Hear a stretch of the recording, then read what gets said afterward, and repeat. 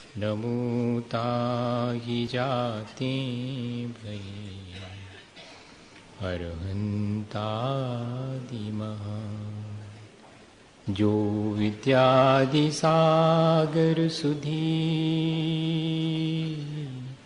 जो विद्यादि सागर सुधी गुरु हैं हितैषी शुद्धात्म में निरत नित्य हितोपदेशी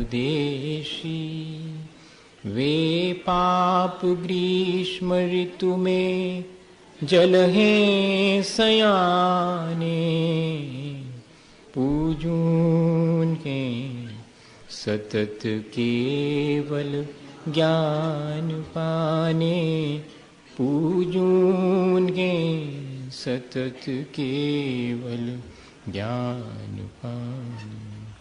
बोले भगवान महावीर स्वामी के, आचार्य कुंद कुंद स्वामी की, आचार्य गुरुवर विद्यासागर मुनि महाराज की।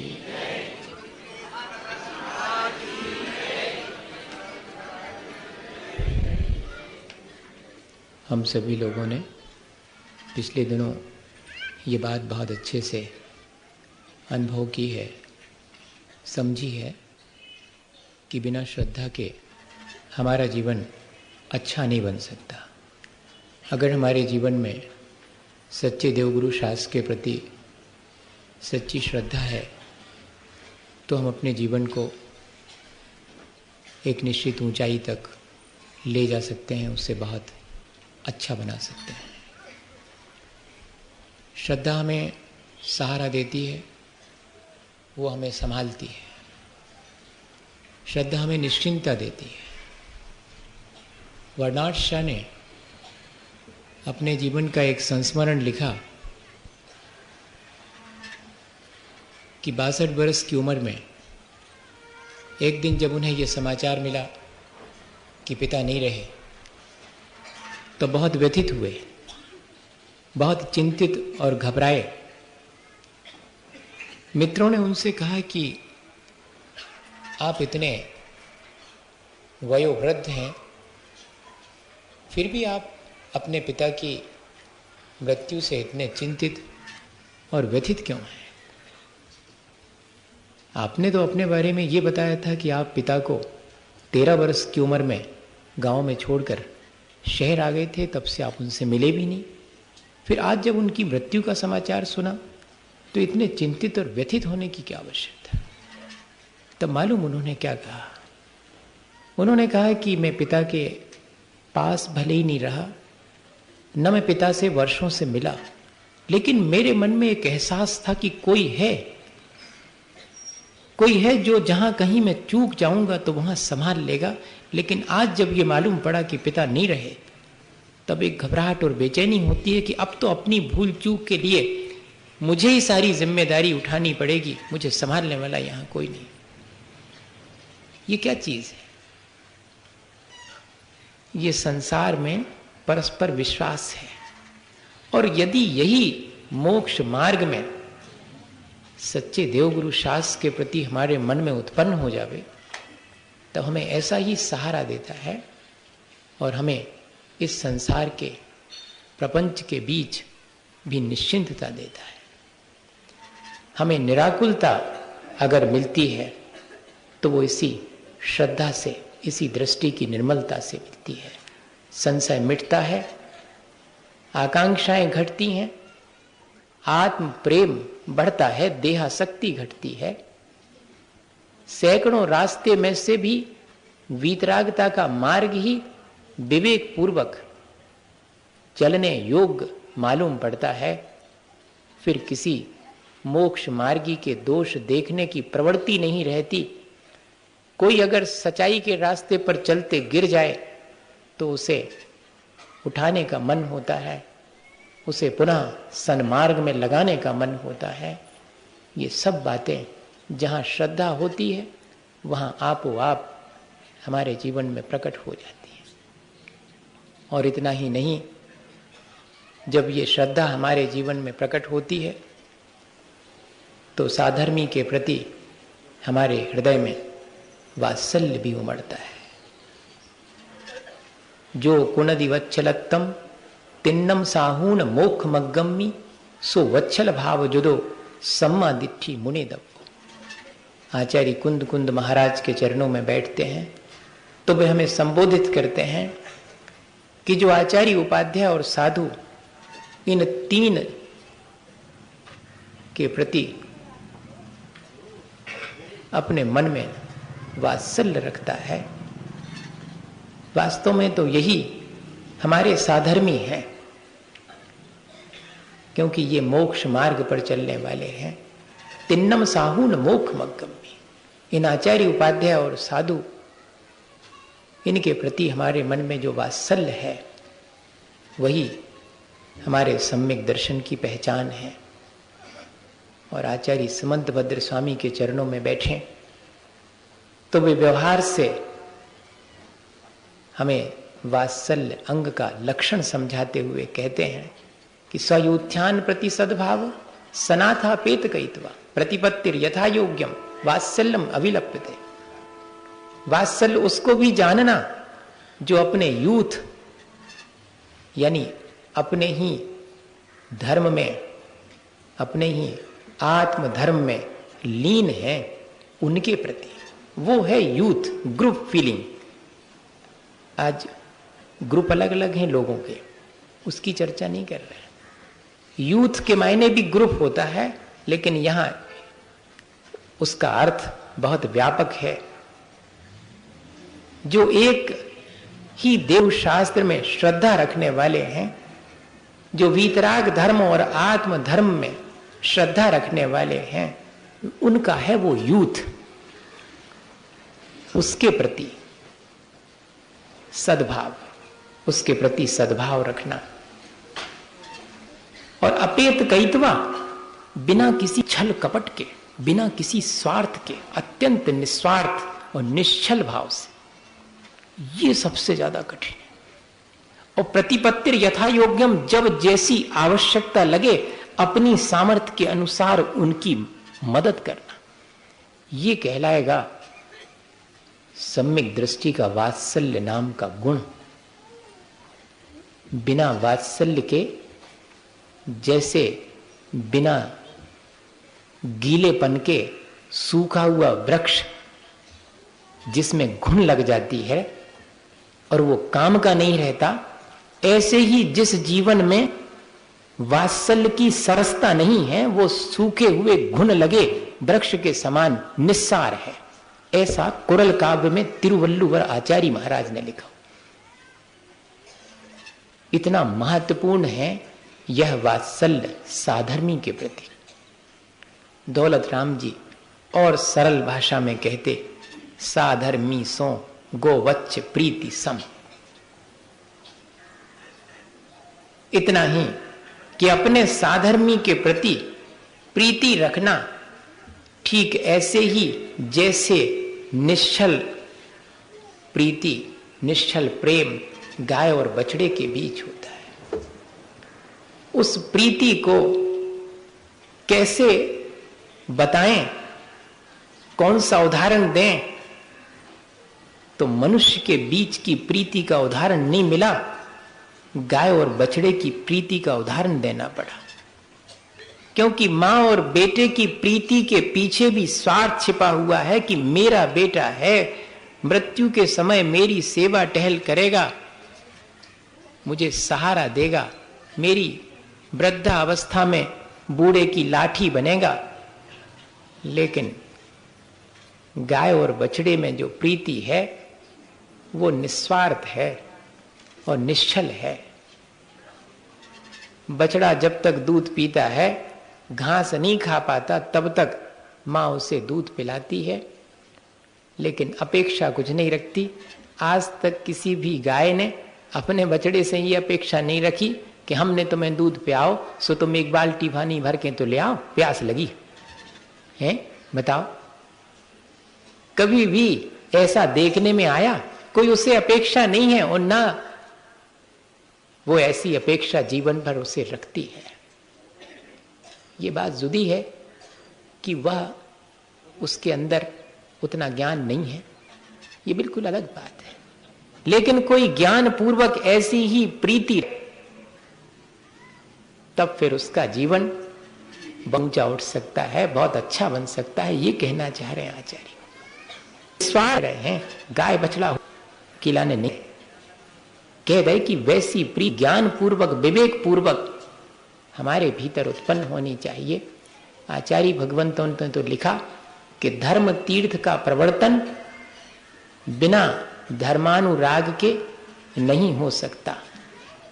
4 प्रकार का अनुराग है चतुर्विध संघ के प्रति। वह 4 प्रकार का अनुराग अगर नहीं हो तो धर्म तीर्थ का प्रवर्तन ही नहीं हो सकता। अरे वो नहीं, धर्मानुराग किसे कहते? स्वयं धर्म में स्थिर रहना, विपत्ति आने पर भी धर्म से विचलित नहीं होना, यह धर्मानुराग है। अपने धर्म में स्थिरता बनी रहे तभी कहलाएगा कि हां आपका धर्म से अनुराग है। विपत्ति आने पर भी हम धर्म को न छोड़ें तो ये कहलाएगा धर्मानुराग। हमने आपको उदाहरण शायद सुनाया हो या नहीं, मुझे याद नहीं आता। मेरे अपने जीवन का आचार्य महाराज के सानिध्य का संस्मरण है। यहीं के तो वो भाई थे जो कि उस समय भी और चौका लगाने जाते थे।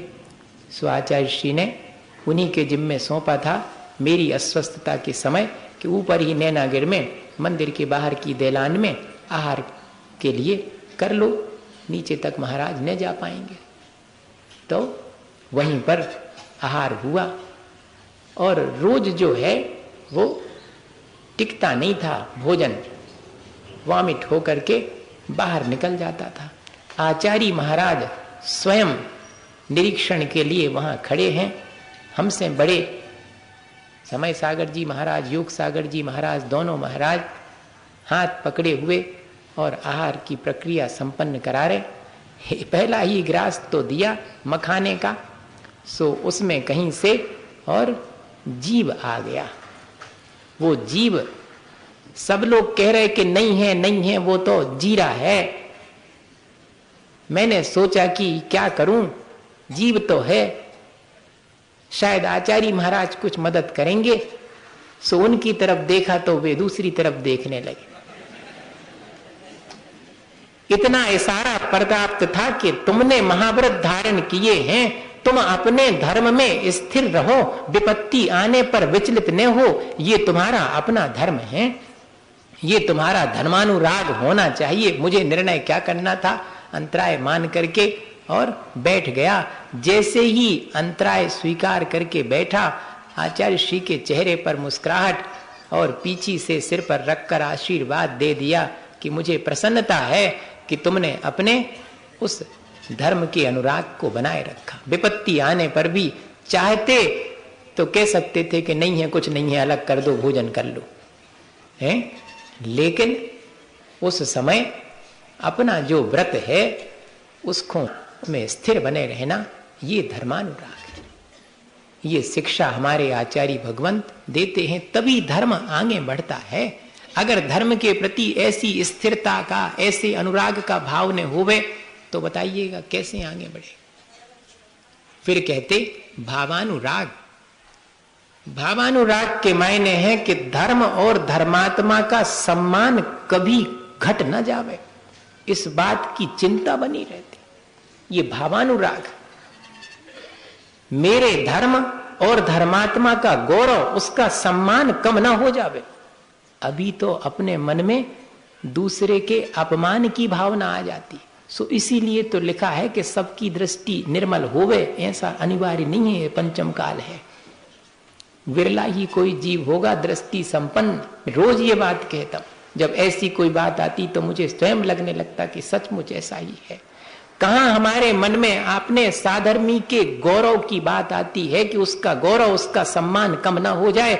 हम तो इस जुगत में रहते हैं, इस फिराक में रहते हैं कि कैसे बने, जैसे बने तैसे, उसको तो मैं नीचा ही दिखा के रहूंगा। अरे भाई, पहले तो धर्म की धर्मात्मा की कोई बात होती थी तो कोर्ट कचहरी तक न जाती थी, अपने ही भीतर बैठ करके उसको कहती भैया जी अपने धर्म की और धर्मात्मा की हंसी होएगी, इसमें तो लोग क्या कहेंगे, अपनी बात है अपनी ठीक कर लो। ऐसा दृष्टि की निर्मलता का भाव पहले लोगों के भीतर होता था। आज भी होना चाहिए कि मेरे सच्चे देवगुरु शास्त्र में विश्वास रखने वाला धर्मात्मा है, इसका सम्मान कम होना यानी मेरा ही सम्मान मानो कम हो गया है, ऐसा भाव मन के भीतर आना चाहिए। तब तो माना जाएगा कि हाँ सचमुच जो है, और हमारे मन में अब दृष्टि में निर्मलता आ गई है। श्रीमद रायचंद हुए, उनके जीवन की घटना है। बहुत बड़े हीरे के व्यापारी थे, जौहरी थे। उनने सौदा किया था दूसरे व्यापारी से हीरे देने का।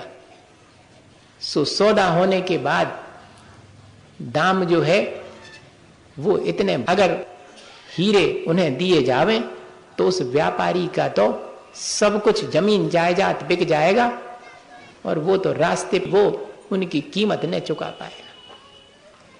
ये बात रायचंद जी साहब को मालूम पड़ती है। उस व्यापारी ने तो 8 दिन से बाजार में निकलना ही बंद कर दिया, घर से बाहर मंदिर तक जाना बंद हो गया। अब जैसे ही रायचंद जी को मालूम पड़ता है, वे उसके घर पहुंचते हैं। व्यापारी सोचता कि तकाजा करने आए हैं, तो दुखी मन से कहता कि आप क्यों आए, आप मुझ पर विश्वास रखें, आपका पाई पाई मैं चुकता कर दूंगा। तब रायचंद जी कहते कि भाई अपने घर आए हुए को दरवाजे से ही लौटाओ, मुझे भीतर तक बैठने का नहीं कहोगे। तो अपने मन से भीतर जाके बैठते, प्रेम से बात करते और कहते कि कितना कितना कौन सा हिसाब अपन ने लिख के तय किया था वो बताओ तो कागज। सो जब वो कागज निकाल के देता है कि इतनी कीमत पर मुझे इतने हीरे रायचंद जी को देना है, दस्तखत हैं उसमें, उस कागज को उसी के सामने टुकड़े टुकड़े करके फेंक देते हैं रायचंद जी और कहते कि भाई मैं जैनी हूं, दूध पीता हूं, किसी का खून नहीं पीता। तुम साधर्मी हो, तुम पर विपत्ति आई है, तुम्हारा सम्मान कम हो जावे तो मेरा ही सम्मान कम होगा। तो मंदिर जाना शुरू करो, सबके बीच आओ, हमें तुमसे कुछ लेना देना नहीं है। इस छोटे से कागज के टुकड़े इसके पीछे तुम इतने व्यथित हो, ये तो मैंने फाड़ के ही फेंक दिया, कोई सौदा नहीं हुआ, तुम निश्चिंत हो करके और अपना काम करो। ऐसा है वात्सल्य, ऐसी है सम्यक दृष्टि की दृष्टि। भाई अपन को थोड़ी शिक्षा तो लेनी चाहिए। और मध्यानुराग क्या कहलाता, जैसे कि अस्थि से मज्जा कभी अलग नहीं होता मरते दम तक, वून और बून इन दोनों का जीवन पर्यंत ये बने रहते हैं। ठीक वैसा ही जिसका अनुराग है, क्या कहते कि साधर्मी के साथ ऐसा सुदृढ़ अनुराग कि विपत्ति आने पर भी साधर्मी को न छोड़े, बल्कि उसको विपत्ति से बचाने के लिए अपने ऊपर विपत्ति आ जावे तो उसकी भी चिंता न करें, ऐसा अनुराग होता। पांडव आदि वत उदाहरण दिया है पांडवों का। जैसे 5 पांडव मुनि महाराज बन करके ध्यान में लीन हैं, युधिष्ठिर महाराज, भीम और अर्जुन तो वृद्ध हो गए हैं, अभी नकुल और सहदेव उतने वृद्ध नहीं हैं, 5 ध्यान में लीन हैं, उन पर उपसर्ग होता है, सारा शरीर जलने लगता है उस उपसर्ग से। तो नकुल और सहदेव क्या विचार करते हैं कि देखो कर्म के उदय से ऐसी विपत्ति आई, हम दोनों के ऊपर आ जाती पूरी विपत्ति तो हम तो सह लेते, हमारे बड़े भाई इसे कैसे सहन करेंगे। इन लोगों ने इतना भी विचार नहीं किया कि वे वृद्ध हो गए हैं। इतना मन में वात्सल्य की वजह से विचार आया है। और वो तो 3 पांडव तो उसी भाव से मोक्ष चले गए बाकी 2 लोगों को सर्वार सिद्धि हुई, पर उनका नाम जीवन में सुनहरे अक्षरों में अंकित हो गया कि अपने भाई के अनुरागवश उन्होंने अपनी मुक्ति भले ही नहीं हो पाई, पर अपने उस धर्मानुराग को, मध्यानुराग को, वह जो साधर्मी से जो ब्लड रिलेशन है, इसीलिए तो कहते कि ब्लड रिलेशन, वह जो रक्त का संबंध है वैसा साधर्मी से होना चाहिए, तब जाकर के धर्म और धर्मात्मा की दोनों की रक्षा होती है। और फिर अंत में कहते कि मित्रानुराग या प्रेमानुराग, आज तो 2 ही शब्द बदल गए। प्रेम कहो तो वही रोड छाप आ जात ख्याल में, वो मित्रता कहो तो मित्रता को भी आज के समय में तो मित्र की जगह पर 2-4 दिन तो मित्र रहते हैं और उसके बाद में कहो एक दूसरे से ब्याह कर ले। ऐसे कैसी मित्रता? मित्रता तो वो कहलाती जिसमें कि हम एक दूसरे के कल्याण में सहयोगी बने, एक दूसरे का संसार बढ़ाने में सहयोगी बनने वाले को थोड़ू मित्र कहते। आप बताओ, सब अनुभव करते इस चीज का। जी दोनों शब्द बहुत बड़े हैं, इनको प्रेमानुराग और मित्रानुराग लिखा हुआ है। अपने मित्र को कैसे सन्मार्ग पर लगाऊं, उसे कैसे धर्म के मार्ग में लगाऊं जिससे कि उसका कल्याण हो जाए, इस बात की चिंता है। स्वयं तो कल्याण के मार्ग पर लग गए, लेकिन मेरा मित्र भी जो है कल्याण के मार्ग पर लग जावे, ऐसी मन के भीतर भावना है, ऐसा प्रेम है, ऐसा मित्र के प्रति अनुराग है। किसके था मालूम? बारीशैन के था। पुष्पडाल के प्रति उनके मित्र थे, हैं? जब मुनि महाराज बन के और उनके यहाँ पर आहार के लिए गए, सो कमंडल की कही के उठाओ कमंडल चले अपन, सो भेज भी गए थे पुष्पडाल, और लो आ चली, और फिर अपने गुरु के पास ले गए बारीशैन उनको, और गुरु से कहा कि जी हमारे मित्र हैं बचपन के, और महाराज इनको भी उपदेश दो, इनका भी कल्याण होवे, हैं? तो उनको उपदेश दिया। उपदेश सुन करके बारीशैन को, उनको पुष्पडाल को भी वैराग हो गया, और वैराग हो गया से वे भी मुनि बन गए। इससे प्रसन्नता हो गई बारीशैन को कि चलो जे भी जो है हमारा मित्र भी, और अब मोक्ष मार्ग पर आ गए। लेकिन मन के भीतर थोड़ा आसक्ति अपने परिवारजनों के प्रति बनी रही, जिससे ब्याह किया था उसके प्रति उसकी सुरक्षा का भाव कि मेरे बाद उसका क्या होगा, बार बार बारिश पुष्पडाल के अंदर आ जाता था। 12 साल तपस्या करते हो गए, लेकिन ये बात मन से जा नहीं पाती थी। ए भैया, संस्कार नादि काल को है, एक दिना में न चलो जे, बहुत वर्षों लगते अच्छे अच्छे तपस्या करने वालों को भी। सो ऐसा देख करके थू थू न करना, हाँ, धर्म के प्रति वात्सल्य रखते हुए और उसको आगे बढ़ने में सहयोगी बनना, ये है दृष्टि, सम्यक दृष्टि की। तो क्या कहते वो कि पुष्पडाल मुनि महाराज बन गए, तो बारीशैन कहते कि चलो अपन आज अपने उसी स्थान पर चलें जहां अपन ने बचपन बिताया है। तो पुष्पडाल बड़े प्रसन्न होते कि चलो कम से कम एक बार घरे देख तो आए कि सब ठीक है कि नहीं, हमारे बाद में का भाव कैसो भाव है। तो बड़े प्रसन्न होते, तो कहते कि तुम्हारे घर तो बाद में चलेंगे, पहले हमारे घर चलते हैं। तो बारीशैन अपने घर ले जाते हैं, और घर के सामने पहुंच करके जैसे ही माँ उनको देखती तो चकित हो जाती कि अकारण मुनि महाराज तो आते नहीं हैं, भिक्षाचर्या के अलावा किसी के घर जाते नहीं हैं, ये मेरा ही पुत्र मुनि बनने के बाद आज क्या हुआ इसको।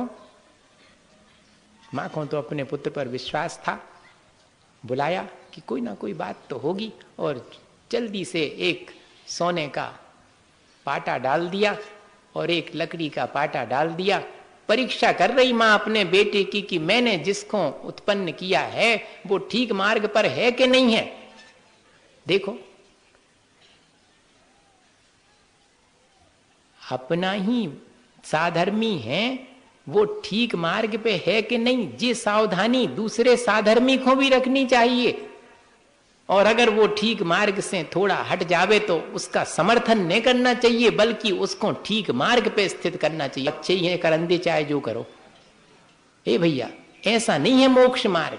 ऐसा न समझना, उसको ठीक रास्ते पर लगाना, निंदा न करना, ये ठीक है। वात्सल्य तो यही है, दया और करुणा तो यही है। नहीं तो करुणा, आप सोचो कि करुणा का मतलब ये है कि महाराज आप तो बहुत दयालु हो, बहुत करुणावान हो, सो हमारे यहाँ नहीं हो पाए सो संजा को एक बार और उठ जाओ, जा दया न कहलाएगी है। नहीं तो आप कहो कि आप तो बहुत दयालु, दया नहीं कर रहे आप। ऐसी दया करुणा और वात्सल्य की चर्चा नहीं है। जो मोक्ष मार्ग में स्थित हो और स्वयं दूसरे को भी स्थित करे, वो है दया, वो है वात्सल्य। अब बैठ गए बारिशेण जाकर के जल्दी से और लकड़ी के पाटे पर बैठ गए। मां समझ गई कि कोई अभी बिगाड़ नहीं हुआ है। सोने के पाटे पर बिठा दिया गया पुष्प डाल को, और मां को आदेश दिया कि वो जो 32 रानियां मैं छोड़ करके गया था, उनको पूरे श्रृंगार के साथ मेरे सामने दर्शनों के लिए लाओ। अब मां सोच में पड़ गई कि कुछ ना कुछ बात तो है, देखें क्या बात है। तो सबको लाया गया। सब अत्यंत रूपवान हैं, प्रसन्न हैं। सबसे बड़ी चीज है प्रसन्न है कि जिससे हमने ब्याह किया वो मोक्ष मार्गी हो गया। हम अभी हो नहीं पा रहे, लेकिन हम प्रसन्न हैं। और पुष्पडाल को वाच कहते कि हे पुष्पडाल, आप चाहो तो ये अपार वैभव और ये सब रानियां आपके लिए सेवा के लिए प्रस्तुत हैं। मैं तो वन को जाता हूं, आप चाहें तो यहीं पर रहें, बताइए। अब पुष्पडाल मुनि महाराज तो थे भीतर में, लेकिन थोड़ी सी उनके कहीं कोई कमजोरी थी, सो मन जागृत हो गया और भीतर ही भीतर विचार किया कि अरे, हम उस एक को छोड़ के गए, उसकी इतनी चिंता में हम 12 वर्ष व्यतीत कर दिए, और ये यहां पर 32 रानियों और अपार वैभव को छोड़ने वाला व्यक्ति उनके प्रति निश्चिंत है, निराकुल है, धिक्कार है मुझे। ऐसा विचार करते ही, और उनका गुण स्थान, मुनि तो थे ही, लिखा रहा उसमें कि पहले गुण स्थान से सीधा 7वां गुण स्थान किसका होता? जिसने पहले द्रव्यलिंग धारण कर लिया है उसी का होता, सबका नहीं हो सकता। तो फौरन जो है, और उनके लिए वास्तव में जो मुनि पद की गरिमा है वो उनके भीतर जागृत हो गई। वे पुनः जो है उस वात्सल्य के कारण, वारिशेण महाराज का नाम वात्सल्य अंग में आता है, स्थितिकरण में भी आता है। वात्सल्य तो विशेष रूप से जो है अपने यहां पर अकंपनाचारी के लिए जो है किसने किया था? कुमार मुनि महाराज का वात्सल्य में।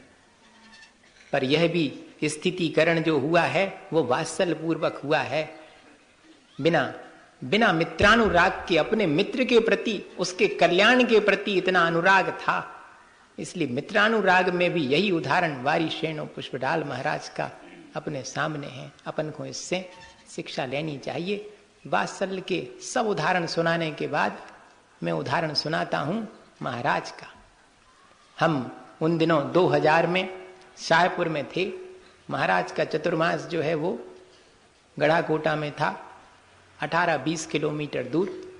अत्यंत अस्वस्थ हो जाने की खबर जब महाराज को मिली, तब वे अपने चतुर्मास स्थापना के 2 दिन बाद उपवास करके और 18 किलोमीटर चल करके मेरे पास आए। हफ्ते भर तक रहे, सेवा करी, मेरी स्थापना करवाई, उस दिन भी उपवास करा। आज के समय में कौन इतना किसके लिए करता है भैया? एक धर्मात्मा दूसरे धर्मात्मा के लिए उसके धर्म में सहयोगी बने। आज के समय में तो ये बहुत विरला ही है। ऐसा वात्सल्य, ऐसा साधर्मी के प्रति प्रेम भाव अपने मन में भी आवे तो ही अपने दृष्टि की निर्मलता होगी और अपना कल्याण होगा। इसी भावना के साथ कि अपन सब परस्पर साधर्मी के प्रति प्रेम भाव रखकर अपना और सब जीवों का कल्याण करें। बोलिए आचार्य गुरुवर विद्यासागर।